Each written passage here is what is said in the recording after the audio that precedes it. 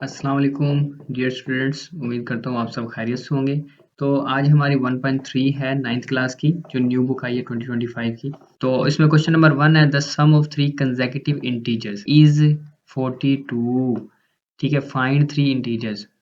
अब सबसे पहले आप ये देखें कि कंसेक्यूटिव इंटीजर्स क्या होते हैं। देखिए, कंसेक्यूटिव का मतलब है एक तरतीब से आने वाले। मिसाल के तौर पर 1 1 क्या आएगा, 2 3 4 सो ऑन। तो इस ये क्या है, एक एक के अंदर एक जमा किया, 2 हो गया, 2 में एक जमा किया, 3 हो गया, इसी तरह चलते जाएं। तो ये इसे बोलते हैं कंसेक्यूटिव, यानी एक तरतीब से आने वाले। तो अब सवाल को हल करने के लिए हम क्या करेंगे, हम लेट कर लेंगे। हम कहेंगे लेट 3 कंसेक्यूटिव नंबर्स। ठीक है, लेट 3 कंसेक्यूटिव इंटीजर्स कह लें आप, चलें। ठीक है, तो 3 कंसेक्यूटिव इंटीजर्स में पहला हम लेते हैं एक्स। ये एक्स आ गया जी। एक्स का अगला कंसेक्यूटिव क्या होगा कि एक्स में एक ऐड कर देंगे। वो कैसे हो गया, एक्स प्लस वन। एक और ऐड कर देंगे तो एक्स प्लस टू। तो हमें 3 चाहिए थे, वो 3 आ गए। हमें 3 चाहिए ना, तो ये 3 हमने बना लिए कि एक्स एक्स प्लस वन और एक्स प्लस टू। अब वो क्या कहता है कि इनका जो सम है, ये रहा, इनका जो सम है, सम ऑफ 3 कंसेक्यूटिव इंटीजर्स। सम क्या करेंगे, अब इनको यहाँ पे लिखेंगे हम अकॉर्डिंग अकॉर्डिंग टू कंडीशन, ऐसे। और इनको सम कर लेंगे, यानी x plus one plus x plus two equals two, जहां पर इज आ जाए उसका मतलब है इक्वल्स। ठीक है, इक्वल्स टू क्या है, 42। तो ये आ गया 42। अब इनको तीनों को हम ऐड करेंगे। देखिए, ये एक्स एक्स, 2 एक्स हो गए, और ये तीसरा तो 3 एक्स हो गए। ये 2 और ये 1, 3 हो गए। तो ये भी हो गए 3 एक्स जमा 3 बराबर है 42। ठीक है जी। तो 3 एक्स इधर ही रहेगा, इक्वल्स टू 42। ये वाला 3 दूसरी साइड पे जाके -3 हो जाएगा। तो 3 एक्स बराबर हो जाएगा 42 में से 3 माइनस करेंगे, आपके पास 39 आ जाएगा। अब हमें सिर्फ एक्स चाहिए, यहाँ पर साथ में है 3। तो हम क्या करेंगे, इसको डिवाइड कर लेंगे। डिवाइड बाई 3 इधर भी, डिवाइड बाई 3 इधर भी, ये कैंसिल हो गया। इधर बच गया एक्स इक्वल्स टू 3 वन ज़ा 3, 3 वन ज़ा 3, 3 3 ज़ा 9। तो 13 3 39 होता है। तो ये एक्स बराबर आ गया 13। तो ये भी तो आई है एक्स की वैल्यू। अब हम x plus one x plus two अगर निकालना है तो कैसे, ये यहाँ पे लिखेंगे x equals to 13। X plus one क्या बनेगा, एक्स की जगह पे 13 आ गया प्लस वन, तो ये कितना हो गया 14।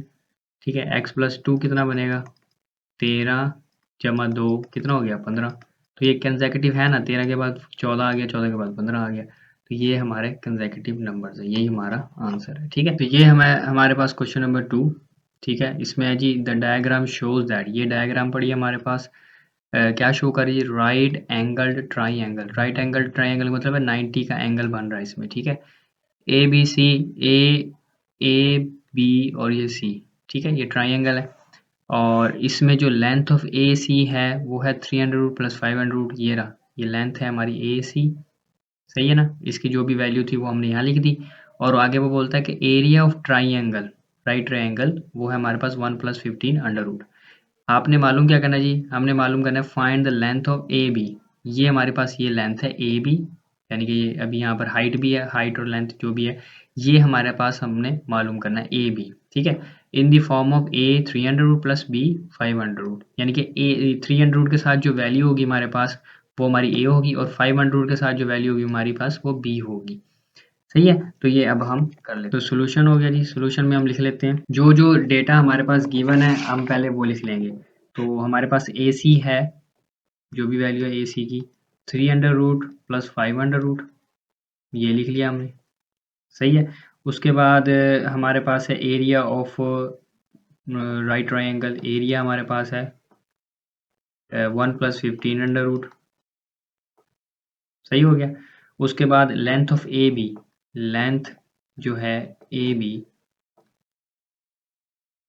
ये हमने फाइंड आउट कर। अब हमें पता है, as we know area of triangle, right triangle जो होता है, area of right angled triangle, वो बराबर होता है भाई 1/2 base into height, base multiply by height. Area of right triangle, यानी कि एरिया हमारे पास है, उसकी जो वैल्यू थी 1 plus 15 under root, 1 plus 15 under root. सही है, ये पढ़िए, इक्वल्स टू 1/2। बेस हमारे पास क्या है, बेस थी ए सी, उसकी वैल्यू है 3 under root plus 5 under root. ठीक है, और हाइट हमारे पास है ए बी, यानी कि लेंथ, वो ए बी जो है हमने मालूम करना है। सही है। अब अगर आप यहाँ देखें 1/2, ये 2 जो है यहाँ पर मल्टीप्लाई हो रहा है तो दूसरी साइड पे जाके क्या हो जाएगा, और यहाँ पर डिवाइड हो रहा है तो दूसरी साइड पे जाकर के मल्टीप्लाई हो जाएगा। तो ये ऐसे होगा 2 इंटू 1 प्लस 15 अंडर रूट, इस साइड से ये कैंसिल हो जाएगा और जो बच जाएगा वो लिख लेते हैं, यानी कि 3 under root plus 5 under root. यहाँ हमारे से गलती हो गई है, यहाँ पर ये 5 अंडर रूट, ठीक है जी। और ब्रैकेट क्लोज और ये ए बी। उसके बाद इस 2 को मल्टीप्लाई करा देंगे, 2 अंदर 2 plus 2 into 15 under root equals to 3 under root plus 5 under root, bracket A B आ गया जी। अब ए बी हमने मालूम करना है, तो ये जो 3 अंडर रूट और 5 अंडर रूट है इसको डिवाइड कर देंगे बोथ साइड, यहाँ पर भी 3 under root plus 5 under root, 3 under root plus 5 under root, ऐसे यहाँ से ये कैंसिल हो जाएगा, ए बी बच जाएगा। तो मैं इसको ऐसे लिख सकता हूँ जी, ए बी बराबर है 2 plus 2 15 under root divide by 3 under root plus 5 under root. सही है जी। अब ये आप देखें तो इसमें स्क्वायर रूट्स आ रहे हैं, तो इसको ख़त्म करने के लिए हम क्या करते हैं, रैशनलाइज करते हैं। तो यहाँ पर लगाएंगे मल्टीप्लाई और जी इसको मल्टीप्लाई कर देंगे 3 अंडर रूट प्लस है तो अब माइनस हो जाएगा, माइनस 5 अंडर रूट, ऐसे ऊपर भी और नीचे भी same 3 under root minus 5 under root. अब आमने सामने इनको मल्टीप्लाई करा देंगे, देखिए 2 प्लस 2 15 अंडर रूट ब्रैकेट और ये 3 under root minus 5 under root. इसको भी हमने ऐसे ब्रैकेट में लिख लिया और इसको भी ऐसे ब्रैकेट में लिख के मल्टीप्लाई करा दिया, ठीक है। अब इसी तरह नीचे वाली वैल्यूज, अब नीचे जो है वो एक स्क्वायर बन गया, a square minus b square, यानी 3 under root plus 5 under root, 3 under root minus 5 under root. तो ये 3 अंडर रूट का स्क्वायर बन जाएगा ऐसे, माइनस 5 अंडर रूट का स्क्वायर इस तरह से, क्योंकि हमें पता है ना कि ए प्लस बी हो मल्टीप्लाई और ए माइनस बी, तो हम लिख सकते हैं ए स्क्वायर माइनस बी स्क्वायर। ए स्क्वायर माइनस बी स्क्वायर का मतलब है पहली वैल्यू का स्क्वायर माइनस दूसरी वैल्यू का स्क्वायर, ठीक है जी। चलें जी आगे चलते हैं। अब ये मल्टीप्लाई होगा, ये जो 2 है ये 3 अंडर रूट से मल्टीप्लाई होकर क्या आएगा, 2 इंटू 3 अंडर रूट, ऐसे फिर 2 5 अंडर रूट से मल्टीप्लाई होगा, साथ में माइनस है तो माइनस 2 5 अंडर रूट हो जाएगा। फिर ये 2 और ये 3 अंडर रूट मल्टीप्लाई होगा। अब देखें ये 2 तो है अकेला, ये ऐसे आ गया, ये 15 भी अंडर रूट में और ये 3 भी अंडर रूट में है, तो 15 और जो 3 है ये आपस में मल्टीप्लाई हो जाएंगे, 15 तो ये कितना हो जाएगा 45, ठीक है ये हो गया। उसके बाद ये प्लस और ये माइनस, प्लस माइनस माइनस 2 वैसे ही आ गया और जो अंडर रूट में है वो मल्टीप्लाई हो जाएगा, 15 ज़रा 5 कितना हो जाएगा 75। डिवाइड लगाएंगे हम, ये देखें ये स्क्वायर रूट से स्क्वायर कैंसिल 3 आ गया, ये स्क्वायर रूट से स्क्वायर कैंसिल माइनस 5। आगे चलें, equals to 2 3 under root minus 2 5 under root plus 2। अब 45 को मैं कैसे लिख सकता हूँ, मैं लिख सकता हूँ 5 ज़रब 9 यानी 5 × 45। ऐसा नंबर लेना है जिससे हमारा स्क्वायर बनता हो, यानी कि 25 ज़रब 3 तो 25 ये 75 होता है। तो अब ये जो 5 है इसका तो स्क्वायर रूट सॉल्व नहीं होगा, तो ये वैसे ही रहेगा, यानी कि 5 अंडर रूट इसी तरह रहेगा।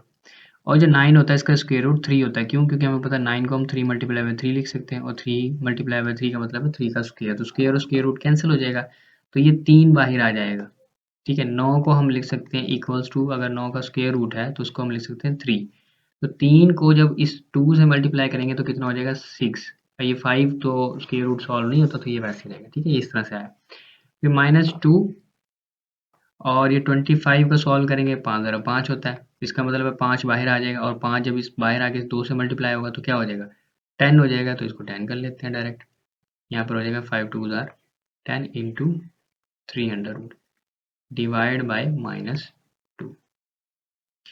अब देखें ये इधर भी 5 अंडर रूट है, इधर भी 5 अंडर रूट है, तो इनके ये जो बाहर ये कोफिशिएंट्स पड़े हैं ना, ये प्लस माइनस हो सकते हैं। इसी तरह ये 3 अंडर रूट है और ये भी 3 अंडर रूट है, तो हम 1 बाय 1 कर लेते हैं। पहले 3 अंडर रूट वाला देखते हैं, यहाँ पर 2 है और यहाँ पर 10 है, तो ये कितना हो जाएगा प्लस माइनस माइनस 10 में से 2 जाएंगे 8 हो जाएगा, बड़ी वैल्यू के साथ माइनस है तो माइनस का 8 और 3 अंडर रूट साथ में आ जाएगा। इसी तरह ये हमारे पास प्लस और ये माइनस, प्लस माइनस माइनस, ठीक है जी, बड़ी वैल्यू के साथ प्लस है तो यहाँ प्लस आएगा, 6 - 2 करेंगे तो 4 हो जाएगा और 5 अंडर रूट हमारे पास ऐसे आ जाएगा और -2 हमारे पास नीचे है। अब अगर आप ऊपर देखें तो इसमें कॉमन आ रहा है 4, देखिए मैंने 4 कॉमन लिया, साथ में माइनस भी कॉमन ले लेता हूँ मैं इस तरह से। ये 4 दूनी 8 हो जाएगा, ये 2 आ जाएगा, माइनस बाहर चला गया, 300 वैसे ही रहेगा। ये प्लस है, ये माइनस हो जाएगा, क्यों? क्योंकि हमने माइनस कॉमन लिया इसलिए यहाँ पर माइनस, और 4 एकम 4 और ये 500 आ जाएगा ऐसे। और नीचे हमारे पास है -2, तो माइनस से माइनस कैंसिल, 2 1 ज़ा 2, 2 2 ज़ा 4। तो जी अब देख लेते हैं क्या बच गया।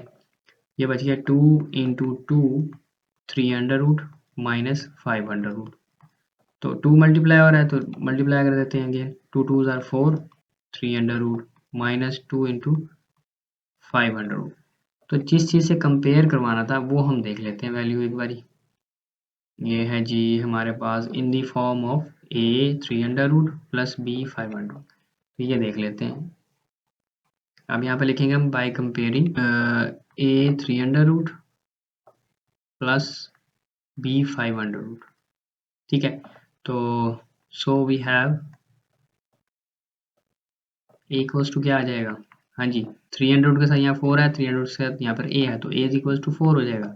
इस तरह 500 के साथ यहाँ पर -2 है और 500 के साथ यहाँ पर बी है, तो बी इक्वल्स टू हो जाएगा -2। तो ये हमारा ए और बी की वैल्यू आ गई। अच्छा, ये हमारे पास क्वेश्चन नंबर 7 है। इसमें थोड़ी सी मिस्टेक है, ये हम देख लेते हैं पहले। इसमें यहाँ लिखा हुआ है Mirha sells a toy for 15-20 rupees, what will the selling price be to get 15% profit. ठीक है, अब अगर आप देखें तो यहाँ पर भी सेल्स आ रहा है, यहाँ पर भी सेलिंग आ रहा है। ठीक है, तो ऐसा हो नहीं सकता कि आपको दोनों ही सेलिंग चीज आपको दी हुई है, सेलिंग प्राइस आपको दी हुई है और फिर आगे दोबारा से वो सेलिंग प्राइस पूछ ले भी क्या होगी, तो ऐसे कैसे मुमकिन हो सकता है। ठीक है, तो हम क्या करेंगे, हम ऐसा करेंगे इस सेल्स की जगह पे ना हम कर देंगे बॉट। बॉट कर लें आप, BOUGHT, बॉट। बॉट का मतलब खरीदना होता है, और या परचेज कर लें आप। ठीक है, ये थोड़ी मिस्टेक है तो ये हम ठीक कर लेंगे। ठीक है, तो ये जो बॉट है ये खरीदना, यानी कि एक चीज़ आपने खरीदी है, उस पे अपना प्रॉफिट मार्जिन रखा है और फिर आपने उसको सेल किया है, तो वो आपकी सेलिंग प्राइस होती है। मिसाल के तौर पर कि अगर मान लीजिए मैं कोई लैपटॉप वगैरह बेचता हूँ, तो लैपटॉप मैंने खरीदा, बॉट किया, परचेज किया 50,000 रुपये का, तो वो मेरी कॉस्ट प्राइस है। ठीक है, 50,000 का तो मैंने खुद खरीदा है, तो मेरी सेलिंग प्राइस क्या होगी, मैं उस पे 5,000 या 10,000 ऊपर प्रॉफिट रख के जो मैं उसको बेचूंगा, तो वो मेरी सेलिंग प्राइस होगी। समझ रहे ना बात को? तो अब वो यहाँ कहता है कि मिरहा ने बॉट यानी खरीदा, या उसकी जो कॉस्ट प्राइस है, जो टॉय उसने खरीदा है वो 1520 रुपये का खरीदा है। वो कहते हैं कि what will be the selling price, उसकी सेलिंग प्राइस क्या होगी कि उसे 15% का प्रॉफिट हो इस अमाउंट पर जितना उसकी कॉस्ट प्राइस जितना उसने जितने रुपए में उसने चीज़ को खरीदा है वो है उसकी कॉस्ट प्राइस। तो कॉस्ट प्राइस को हम शो करते हैं CP से। कॉस्ट प्राइस C से कॉस्ट, P से प्राइस। वो कितना है जी हमारे पास? 1520 रुपये। ठीक है, सेलिंग प्राइस यानी SP, सेलिंग प्राइस। ठीक है, तो ये हमने मालूम करना है, तो हम यहाँ क्वेश्चन मार्क लगा देंगे। और प्रॉफिट परसेंटेज में हमारे पास है जी 15%, तो ये लिख लेते हैं ऐसे। ठीक है, उसके बाद एक फार्मूला होता है वो आपने याद रखना है। ठीक है, यहाँ पर मैं कलर चेंज कर लेता हूँ। SP यानी selling price equals to cost price multiply होता है जी 1 plus profit percentage divide by 100। ये एक फार्मूला है सेलिंग प्राइस निकालने का। ठीक है, तो ये आपने याद रखना। तो मैं लिख लूंगा सेलिंग प्राइस, या सेलिंग प्राइस, ठीक है, तो selling price equal to CP हमारा क्या 1520, तो ये हम 1520 लिख लेंगे यहाँ पे, मल्टीप्लाई बाय ये हो जाएगा 1 प्लस प्रॉफिट परसेंटेज था हमारा 15 और नीचे 100 है तो ये 100 आ गया। सही है जी, इसको थोड़ा ऊपर कर लेते हैं, जगह बना लेते हैं ऐसे, और सेलिंग प्राइस 1520 आ गया जी, मल्टीप्लाई, अभी हमारे पास LCM बन रहा है इसका, तो ये हो जाएगा 100 प्लस 15 डिवाइड बाई 100। इसको अब हम सिंप्लीफाई करने लगे हैं। 1520 मल्टीप्लाई बाय 100 जमा 15 कितना हो गया जी? 115 डिवाइड बाई 100। जब इसको हम 100 पे डिवाइड करेंगे तो 1520 ज़रब, तो ये कितना बन जाएगा? 1.15। ठीक है जी, अब इसको 1520 को 1.15 से मल्टीप्लाई करा देंगे, कैलकुलेटर पे आपने मल्टीप्लाई करा देना है, और ये बन जाएगा 1748। ठीक है, तो कितने में खरीदी थी चीज़ जी? टॉय जो मिरहा ने खरीदा था वो था 1520 रुपए का। अगर इस 1520 रुपए पे उसे 15% प्रॉफिट चाहिए, कितना चाहिए? 15% प्रॉफिट चाहिए, तो उसे चीज़ को बेचना पड़ेगा, उस टॉय को बेचना पड़ेगा 1748 रुपए में, तब जाके उसे 15% का प्रॉफिट होगा। लास्ट में आपने लिख देना है टू गेट, मैं लिख देता हूँ statement, to get 15% profit, to get 15% profit, ठीक है, मिरहा has to sell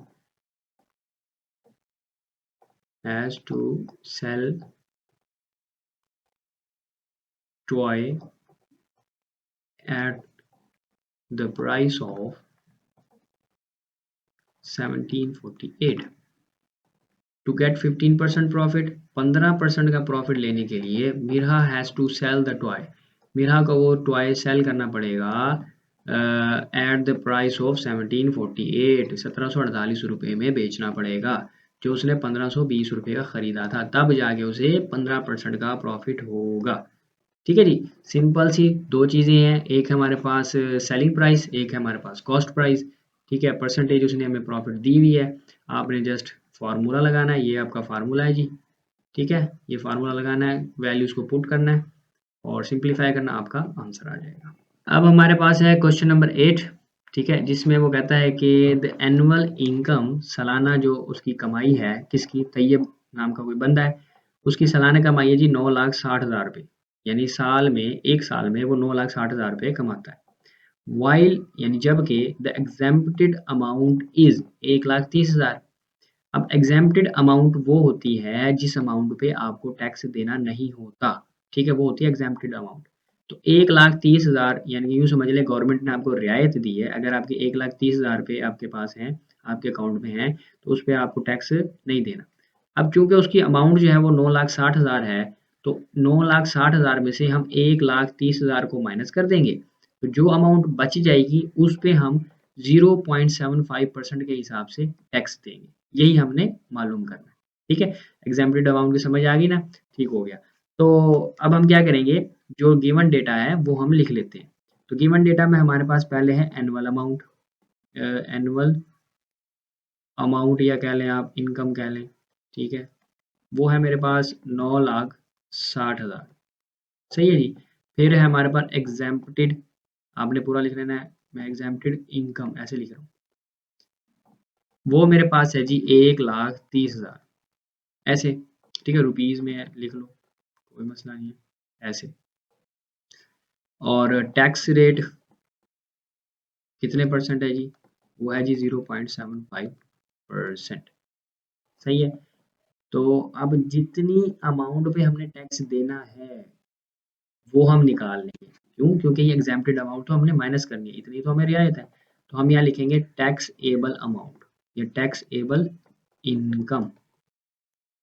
तो आपकी जो सालाना इनकम है वो लिखेंगे आप 9,60,000, एक और जीरो आएगा, और माइनस कर देंगे एग्जेम्प्टेड अमाउंट इस तरह से। तो माइनस करने से हमारे पास आएगा जी 8,30,000, ये हमारे पास बच गया। ठीक है जी, ये वो अमाउंट है जिस पर हमने 0.75% के हिसाब से टैक्स देना है, वो हम देखेंगे कि कितना बनेगा। ठीक है जी, तो इस तरह से। अब आपको एक फार्मूला याद रखना पड़ेगा जी। ठीक है, फार्मूले याद हो तो फिर तो कोई मुश्किल नहीं, जिसको फार्मूले याद है उसके लिए कोई मुश्किल नहीं है।